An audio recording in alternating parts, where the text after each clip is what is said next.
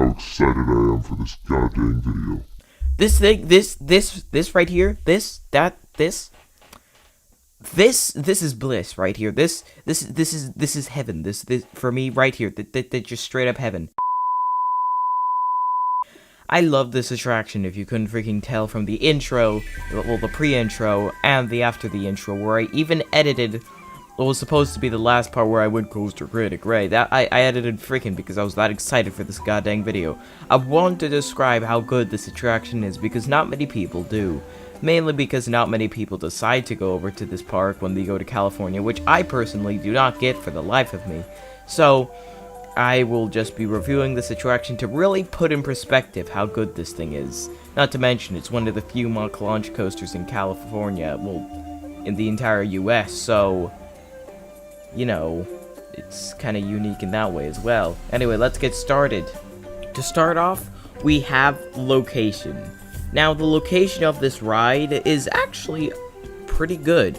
It definitely would deserve a 10 out of 10 score. Yes, I am saying the score right here and then, because this ride is not hard to get to at all. It may also be because I've kind of memorized where this ride is in the park. I could literally walk to it blindfolded at this point. Don't count me on that. Okay, I think it's over here. Maybe. But, yeah. This attraction's location is actually pretty good. You simply just have to walk to the middle of the park and you'll find it, because this ride has a pretty big footprint, therefore it's pretty easy to find. Once you see that characteristic blue mock rides track, you know you've made it. And since it's in the middle of the park, it's not too far away from anything. It's not too far away from Electric Eel and Journey to Atlantis. It's not too far away from Tidal Twister, even though that one's never even open half the time. It's been closed for about a year now. It's just a pretty good location overall. So as I said before, this ride gets a 10 out of 10 for location. Next up is, well, you'll see that when it comes next up. Geez, we are a little ampity today, aren't we? Next up is the area extras. I said I would rarely ever be using this, but, you know, Manta also kind of has an area extra, and that it interacts with the paths. Or at least only like 2 times. But still, I call that an area extra because you can see the ride flying around you. And in the branding they used for this ride when it was being constructed, they kind of implied that it would be flying.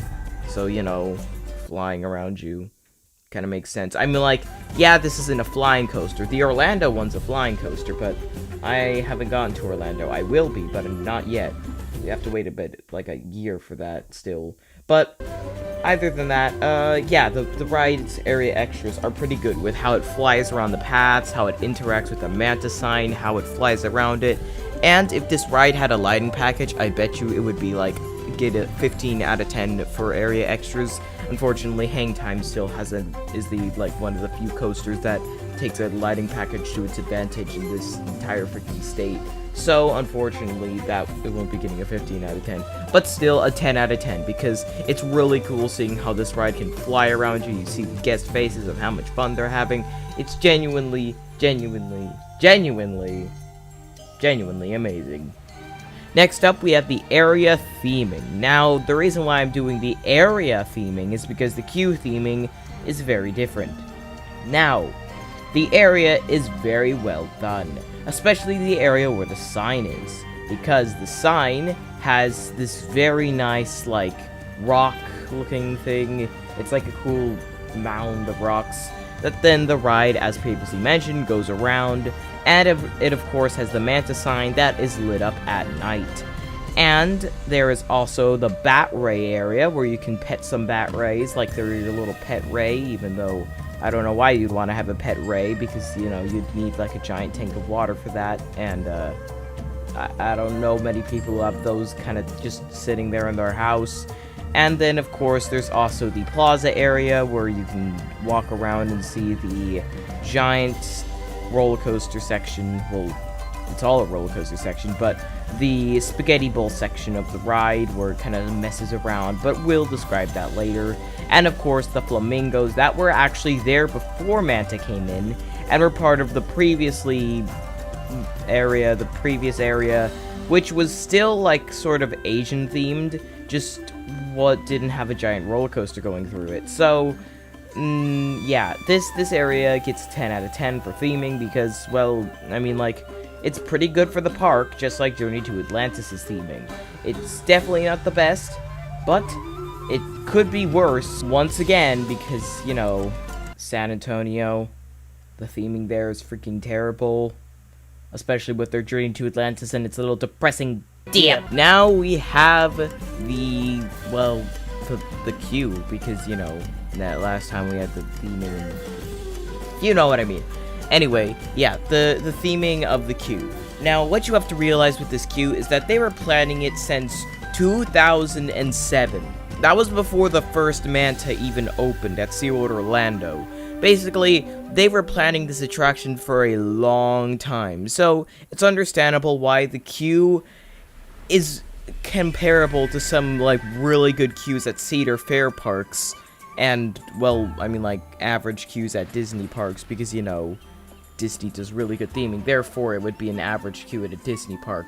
But if this was in, like, a park that was known for really good theming, it wouldn't actually be too out of place, because SeaWorld definitely did spend a ton of time on Manta's queue.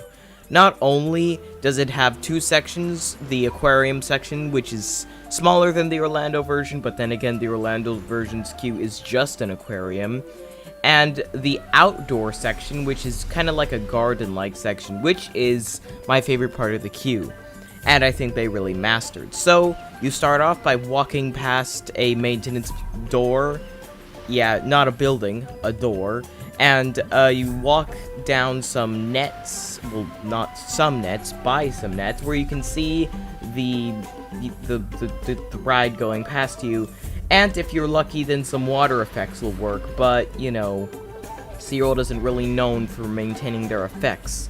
I'm like, not as bad as Six Flags, they rarely ever maintain their effects, but they still aren't good at it. Anyway, you go into the previously mentioned aquarium section, and you see all the fish. This is actually attached to the Bat Ray Aquarium, so that means that technically, you can actually see parts of the Bat Ray Aquarium. I mean, like, it's not fully attached to it, there are actually two different aquariums, but still, I think it's pretty cool.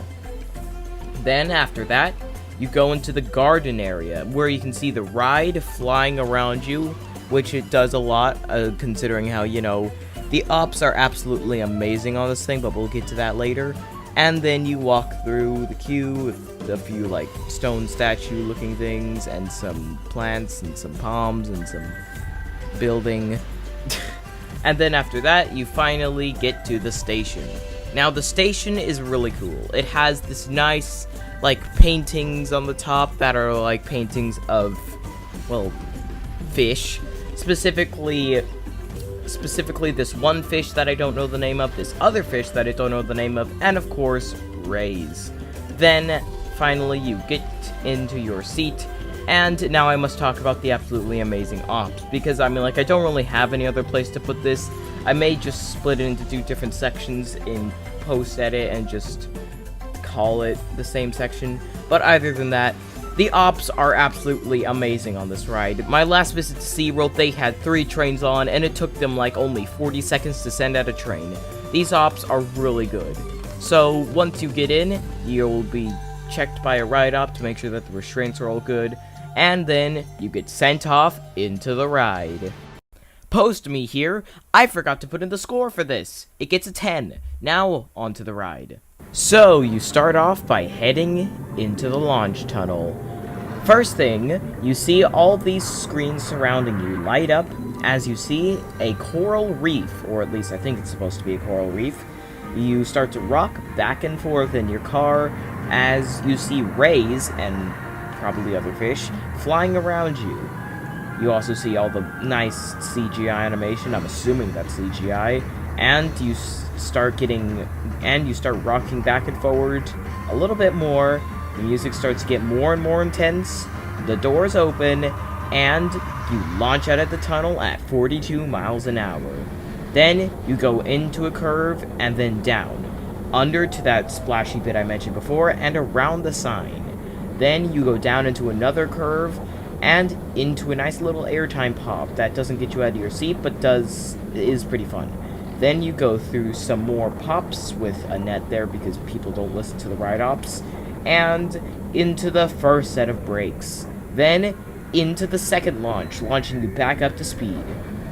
Then you go into a turn. That's pretty high G-force. Then you whip to the side into a curve, and then really whip to the side again. That's a really fun part. And then you get some high G-force turns, then up, then down, and round into the brake run. That was Manta, and I think you can understand why it was so, well, why it's known as the best ride in the park. Everyone loves this attraction after they ride it. I've never heard of a single person who was disappointed with Manta. This is by far one of the best coasters in California. So, now, on to the final score. Because there aren't 9 sections, all equaling 10 points, I had to make the ride equal 65 points. So, adding up, 10 plus 15 plus 10 plus 10 plus 65 gives us 110 points. Yes, that is correct. That means that this ride actually got above the score. Now, does this mean this ride is the best ride ever? No. It just means it absolutely excels in its category of family coaster. Because yes, I still do like Twisted Colossus better. Manta, however, is just a better ride at being a family coaster. So, that's going to be the end of this review. Sorry it took so long because, you know, I kind of had stuff going on over at 800 Rail Productions that I kind of needed to take care of to keep the people over there happy. So now I'm finally able to get back to this now that everything over there has settled. So, do expect videos to be coming at a consistent rate once again, and for them not to be those weird random videos. I'm planning on ending those coming very soon. So, I was Coaster Critic Ray, you were the viewer, and I'll see you in the future. Goodbye.